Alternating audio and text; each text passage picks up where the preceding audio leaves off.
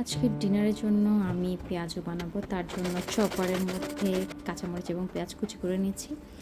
আর এই যে পেঁয়াজুর ডালটাকেও রেডি করে রেখেছিলাম। চপারটা থাকলে আসলে খুব ইজি। আমি পেঁয়াজুতে বেশি কিছু দেই না, লবণ আর একটু জিরা দিলাম, রসুন দিলাম। এগুলো ছাড়া আমি বাড়তি হলুদ হতে শুরু করে কোনো কিছুই দেই না। আর এই কড়াইটা দেখে কেউ কনফিউজড হবেন না, প্রতিটা বাড়িতে এরকম কালো একটা কড়াই থাকে যেটাতে খুব ইজিলি ভাজাভাজি করা যায়।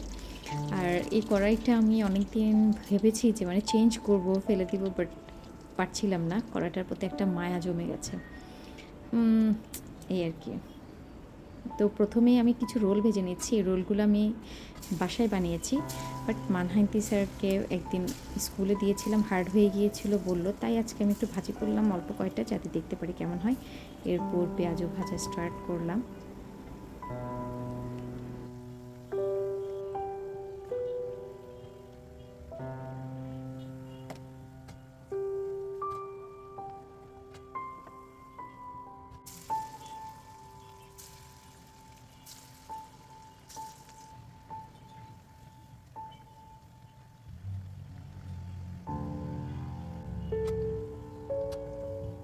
এর মধ্যে ভাজা করা সব কিছু শেষ, আমি টেবিলে নিয়ে যাচ্ছি। আর মানহার জন্য একটু স্যুপ করেছি।